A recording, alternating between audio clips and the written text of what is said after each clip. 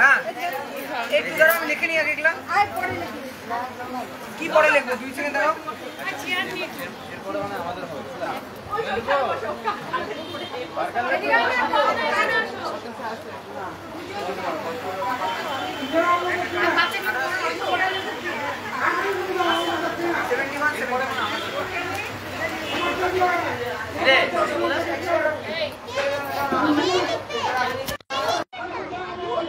নমস্কার, খবর সময় বাংলায় আপনাদের স্বাগত। আপনাদের সাথে আমি শুভম। এই মুহূর্তে উপস্থিত রয়েছি পাঞ্জাবিপাড়া 13 নম্বর ওয়ার্ড সাধুর মন্দিরে, এবং এখানে কিন্তু প্রত্যেক বছর পালিত হয়, প্রত্যেক বছর পূজিত হয় মা দুর্গা বাসন্তী পুজো, এবং 16তম বর্ষ এবছর। এবং জানিয়ে রাখা প্রয়োজন, এই পুজো কিন্তু সম্পূর্ণরূপে মহিলা দ্বারা পরিচালিত। এই মুহূর্তে সরাসরি সেই লাইভ আপডেট আমরা তুলে ধরছি আপনাদের সামনে, এবং আজ এই মুহূর্তে চলছে অষ্টমী অঞ্জলি। সরাসরি সেই লাইভ আপডেট আপনারা দেখতে পাচ্ছেন।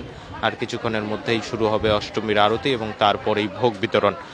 শিলিগুড়ি 13 নম্বর ওয়ার্ড পাঞ্জাবিপাড়ায় যে সাধুর মন্দির রয়েছে, সেই সাধুর মন্দির থেকে এই মুহূর্তে সরাসরি লাইভ আপডেটটা আমরা তুলে ধরছি আপনাদের সামনে। আমরা চেষ্টা করব যারা এখানে কর্তৃপক্ষ রয়েছে তাদের সাথে এখানে একটা কথা বলার জন্য, কি বলছেন তারা।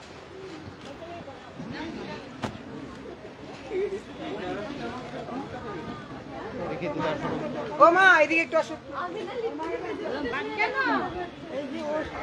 দিদি, কত বছর ধরে আপনাদের পুজো? এটা 16 বছর ধরে পুজো হচ্ছে, এবার 16তম হচ্ছে পুজো। আমাদের এই পুজোটা শুরু হয়েছিল 2010 সালে। ঠিক আছে, আমরা এটা মহিলা দ্বারাই পরিচালিত। আমরা সব মেয়েরাই করি, পাড়ার মেয়ে বউ সব এর মধ্যে জড়িত আছে। ঠিক আছে, উনি হচ্ছে আমাদের ঠাকুরমশাইয়ের বউ, মন্দিরের কাকিমা, উনি আমাদের ভোগ রান্না করেন। ভোগ বিতরণ আজকে হচ্ছে অষ্টমী, সপ্তমী, অষ্টমী, নবমী 3 দিনই আমাদের ভোগ বিতরণ হয়। তা আজকে হচ্ছে বড় করে, আজকে আর কালকে মানে অষ্টমীর দিন আর হচ্ছে নবমীর দিন ভান্ডারা দেওয়া হয়। এখানে আমরা প্রায় 1 কুইন্টাল চাল ডালের, আজকে যেমন অন্ন ভোগ হবে, ফ্রাইড রাইস হবে, আর কালকে খিচুড়ি ভোগ হবে। আমরা লোককে সেটা বিতরণ করি, মহিলাই সব কিছু পরিচালনা করে থাকি। আমার নাম ঋতুপর্ণা মজুমদার। এই শিলিগুড়ি 13 নম্বর ওয়ার্ড থেকে, শিলিগুড়ি 13 নম্বর ওয়ার্ডে সাধুর মন্দির যে রয়েছে সেখান থেকে কিন্তু সরাসরি লাইভ আপডেট তুলে ধরছে আপনাদের সামনে। পাঞ্জাবিপাড়া এবং আশ্রমপাড়ার ঠিক মাঝখানে অবস্থিত।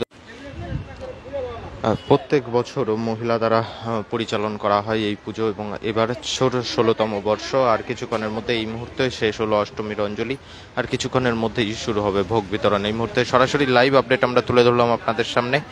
পরবর্তীতে শহরের আরও নানান আপডেট নিয়ে জড়িত থাকবো আমরা। ততক্ষণ দেখতে থাকুন খবর সময়, চোখ রাখুন খবর সময়।